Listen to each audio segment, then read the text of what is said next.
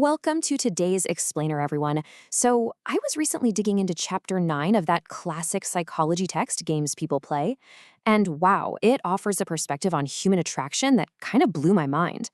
We are definitely not talking about romance or poetry today. Instead, the source actually breaks down human attraction as a complex mechanical feedback system. It's like a giant puzzle. So let's look under the hood at the gears, the levers, and the loops that drive our absolute most intense relationships.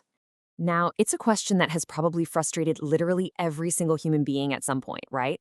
Why on earth do we play games with the people we actually want? Why is it that interactions built on something as simple and honestly wonderful as desire so often devolve into these confusing, painful, and just exhausting games? It feels completely counterintuitive. I mean, if two people genuinely like each other, why all the smoke and mirrors? Now, what's really interesting about this slide is that when we look closely at these so-called attraction games, the source reveals a pretty fascinating core truth. They're actually rarely about genuine connection or even romance. Instead, beneath the surface, we're really looking at a system designed for emotional control. These repetitive patterns, using attraction, intimacy, rejection, they're indirect tools. People are actually using them to regulate their own self-esteem, to confirm their self-worth, and ultimately to control the attachment of the other person. Pretty wild, right? Okay, let's dive into this. To logically decode this highly emotional system and turn a messy reality into a structured blueprint, we're going to take 6 steps today. The illusion of desire, the validation addiction loop, push-pull power dynamics, the insecurity engine, games beyond the bedroom, and finally, breaking the game. Let's get right to it. Starting off with Section 1, the illusion of desire, and how power is established through uncertainty. So we really like to think of dating as this natural, organic dance. But in these systems, it actually functions way more like a structured status hierarchy. The absolutely crucial point here is that true power in these dynamics doesn't come from explicit, forceful control. No, it comes from weaponizing the uncertainty of attachment. The source points out 4 specific leverage points for this. First up is ambiguity. Think about leaving a text on read for 12 hours just to keep the other person guessing. Second is the timing of attention withdrawal, like abruptly pulling away right when the other person finally feels secure. Then you've got selective validation, where approval is only doled out under very specific conditions. And finally, emotional unpredictability.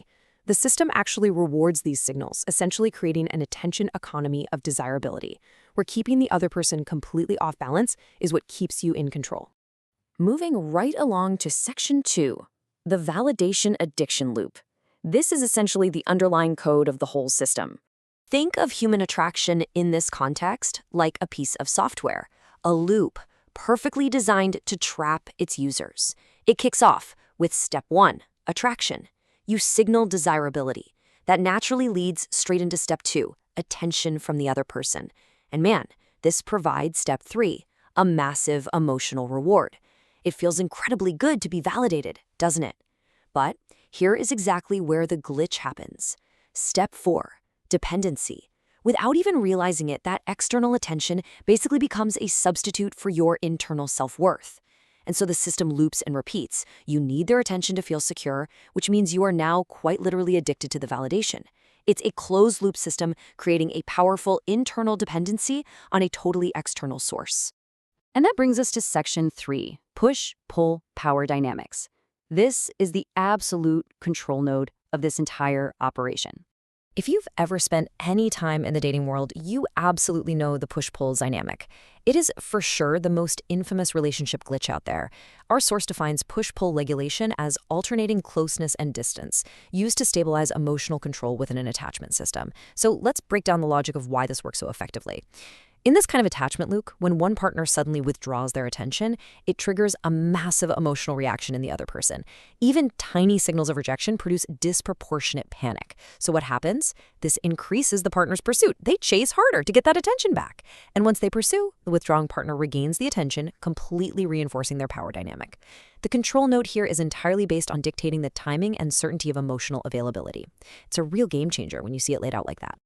Now let's look at Section 4. The insecurity engine, and offer what the source calls a ruthless critique of everything we've covered so far. We really need to build a more nuanced picture here, because honestly, it is incredibly easy to look at all of this and just assume that people playing these games are, evil, calculated masterminds actively trying to ruin our lives. But modern psychology offers a vital and, frankly, really relieving correction. It's perfectly captured in this quote right here from the source material. Many sexual game behaviors are not strategic manipulation, but attachment-driven emotional regulation attempts under insecurity. This is huge. These games are very often just emergent behaviors. They aren't usually some conscious villainous choice. Rather, they're born from a deep, profound fear of rejection and vulnerability. When someone feels insecure, they just automatically deploy these push-pull tactics to feel safe, not necessarily because they're trying to be cruel. To explain this internal machinery, the source uses the concept of ego states. When we encounter relationship ambiguity, our internal systems react dramatically. Your inner child state might absolutely panic out of insecurity, completely terrified of abandonment. To overcompensate for that, your parent state might try to exert rigid control or dominance just to stop the pain. Meanwhile, your rational adult state? Well, it's often just left sitting on the sidelines, trying to rationalize the completely chaotic behavior of the other two.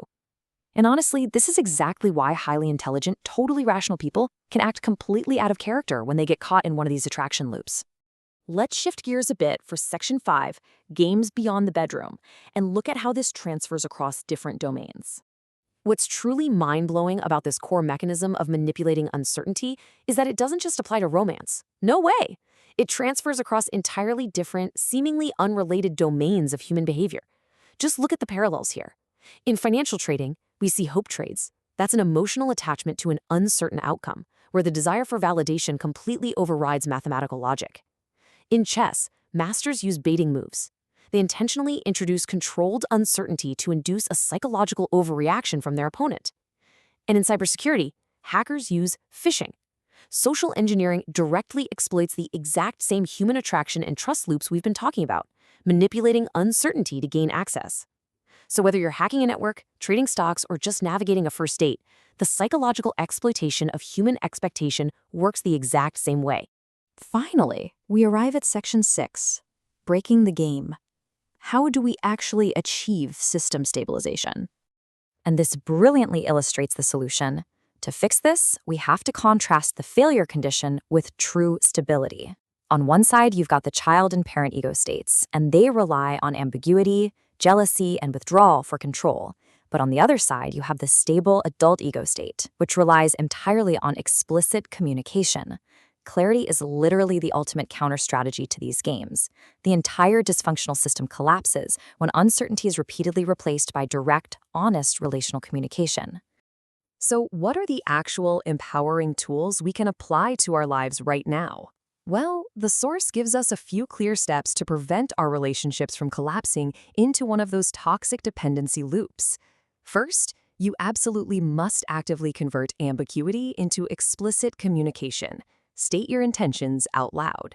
Second, completely avoid using attraction or withdrawal as a control mechanism. Just don't do it. Third, train yourself to detect those push-pull emotional manipulation cycles early, way before the validation addiction takes root. And fourth, always anchor your interactions in mutual expectations. This is how you build a system that functions as a true partnership, rather than just a competitive hierarchy of validation. So we've unpacked the mechanics, the underlying code, and the system patches for the wildly complex system of human attraction. But I want to leave you with one final provocative question to ask yourself the next time you feel that undeniable pull of a new dynamic. Take a step back and really ask yourself, are you genuinely connecting with this person, or are you just managing your insecurity? Understanding the difference just might change how you play the game forever. Thank you so much for joining me on this explainer, and as always, keep learning.